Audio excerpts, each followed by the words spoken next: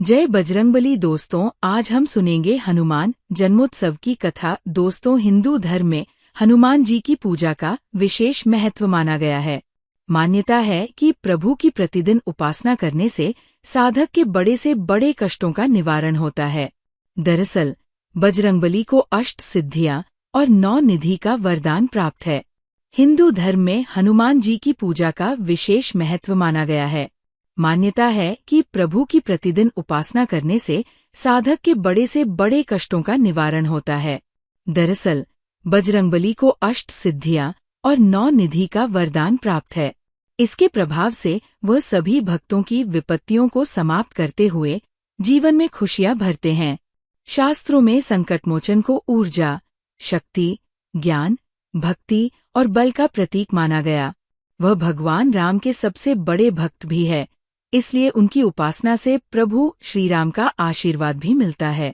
इस दौरान हनुमान जी को प्रसन्न और उनकी विशेष कृपा पाने के लिए हनुमान जन्मोत्सव को सबसे शुभ माना गया है। हनुमान जयंती साल में 2 बार, एक चैत्र पूर्णिमा जन्म दिवस और दूसरी कार्तिक कृष्ण चतुर्दशी विजय अभिनंदन महोत्सव पर मनाई जाती है। क्योंकि एक कथा हनुमान जी के जन्म से जुड़ी है, तो दूसरी उनके मूर्छित होने के बाद दोबारा जीवन मिलने से जुड़ी है। वाल्मीकि रामायण के अनुसार हनुमान जी का जन्म कार्तिक मास के कृष्ण पक्ष की चतुर्दशी तिथि पर स्वाति नक्षत्र में हुआ था। इसलिए इस दिन को हनुमान जी के प्राकट्य उत्सव के रूप में मनाया जाता है। वहीं चैत्र मास के शुक्ल पक्ष की पूर्णिमा तिथि को हनुमान जी के विजय अभिनंदन महोत्सव के रूप में मनाया जाता है। चैत्र पूर्णिमा पर हनुमान जयंती क्यों मनाते हैं?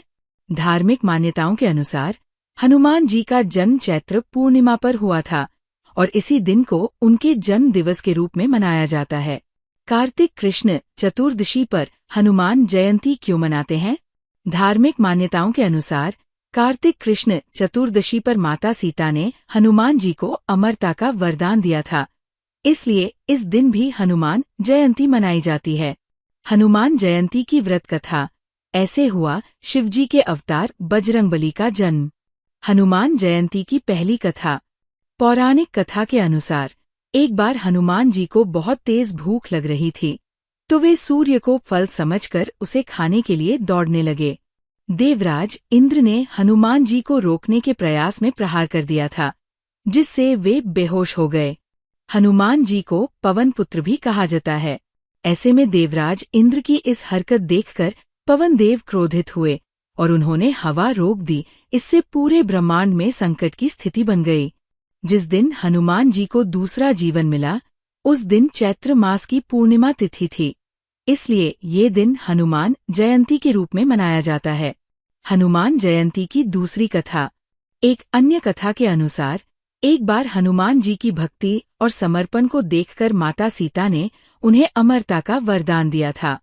जिस दिन हनुमान जी को ये वरदान मिला था, उस दिन कार्तिक मास की चतुर्दशी तिथि यानी नरक चतुर्दशी तिथि थी, इसलिए इस दिन को हनुमान जयंती के रूप में मनाया जाता है। हनुमान जयंती की व्रत कथा। एक बार अग्निदेव से मिली खीर को राजा दशरथ ने अपनी 3 रानियों को बांट दिया। कैकेयी को जब खीर मिली तो चील ने झपट्टा मारकर उसे छीन लिया और उसे अपने मुंह में लेकर उड़ गई। उड़ते उड़ते रास्ते में जब चील अंजना माता के आश्रम के ऊपर से गुजर रही थी, तो माता अंजना ऊपर की ओर देख रही थी और उनका मुंह खुला होने की वजह से खीर उनके मुंह में गिर गई और उन्होंने उस खीर को गटक लिया। इससे उनके गर्भ में शिवजी के अवतार हनुमान जी आ गए और फिर उनका जन्म हुआ। इस वर्ष 12 अप्रैल दिन शनिवार को हनुमान जयंती मनाई जा रही है। श्री हनुमान जी ने चैत्र शुक्ल पूर्णिमा के दिन माता अंजना के गर्भ से जन्म लिया था। चैत्र पूर्णिमा के दिन हनुमान जयंती मनाई जाती है। वनराज केसरी और अंजना ने भगवान शिव की घोर तपस्या की थी। उनकी तपस्या से प्रसन्न होकर भगवान शिव ने उन्हें वरदान दिया था कि वह अंजना के कोख से जन्म लेंगे। इसी कारण हनुमान जी को भगवान शिव का 11वां रुद्र अवतार कहा जाता है। महावीर हनुमान प्रभु श्री राम के अनन्य भक्त है। हनुमान जी ने वानर जाति में जन्म लिया। उनकी माता का नाम अंजना, अंजनी और उनके पिता वानरराज केशरी है। इसी कारण इन्हें आंजनाय और केसरीनंदन आदि नामों से पुकारा जाता है। वही दूसरी मान्यता के अनुसार हनुमान जी के जन्म के पीछे पवन देव का भी योगदान था। एक बार अयोध्या के राजा दशरथ अपनी पत्नियों के साथ पुत्रेष्टि हवन कर रहे थे। यह हवन पुत्र प्राप्ति के लिए किया जा रहा था। हवन समाप्ति के बाद गुरुदेव ने प्रसाद की खीर तीनों रानियों में थोड़ी थोड़ी बांट दी। खीर का एक भाग एक कौआ अपने साथ एक जगह ले गया, जहां अंजनी मां तपस्या कर रही थी। यह सब भगवान शिव और वायुदेव के इच्छा अनुसार हो रहा था। तपस्या करती अंजना के हाथ में जब खीर आई तो उन्होंने उसे शिव जी का प्रसाद समझकर ग्रहण कर लिया। इसी प्रसाद की वजह से हनुमान का जन्म हुआ। हनुमान जन्म की कहानी। सूर्य के वर से सुवर्ण के बने हुए सुमेरु में केसरी का राज्य था। उसकी अति सुंदरी अंजना नामक स्त्री थी। एक बार अंजना ने शुचि स्नान करके सुंदर वस्त्राभूषण धारण किए। उस समय पवन देव ने उसके कर्णरंध्र में प्रवेश कर आते समय आश्वासन दिया कि तेरे यहाँ सूर्य, अग्नि एवं सुवर्ण के समान तेजस्वी, वेद वेदांगों का मर्मज्ञ विश्वंद्य महाबली पुत्र होगा। और ऐसा ही हुआ भी। कार्तिक कृष्ण चतुर्दशी की महानिशा में अंजना के उदर से हनुमान जी उत्पन्न है। 2 प्रहर बाद सूर्योदय होते ही उन्हें भूख लगी। माता फल लाने गई। इधर लाल वर्ण के सूर्य को फल मानकर हनुमान जी उसको लेने के लिए आकाश में उछल गए।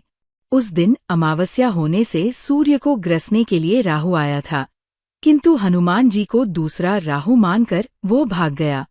तब इंद्र ने हनुमान जी पर वज्र प्रहार किया। उससे इनकी ठोड़ी टेढ़ी हो गई, जिससे ये हनुमान कहलाए।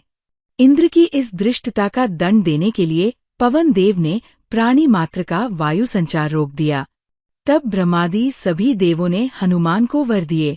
ब्रह्मा जी ने अमितायु का, इंद्र ने वज्र से हत न होने का, सूर्य ने अपने शतांश तेज से युक्त और संपूर्ण शास्त्रों के विशेषज्ञ होने का, वरुण ने पाश और जल से अभय रहने का, यम ने यमदंड से अवध्य और पाश से नाश न होने का, कुबेर ने शत्रुमर्दिनी गदा से निःशंक रहने का, शंकर ने प्रमत्त और अजेय योद्धाओं से जय प्राप्त करने का, और विश्वकर्मा ने मैं के बनाए हुए सभी प्रकार के दुर्बोध्य और असह्य अस्त्र शस्त्र तथा यंत्रादि से कुछ भी क्षति न होने का वर दिया।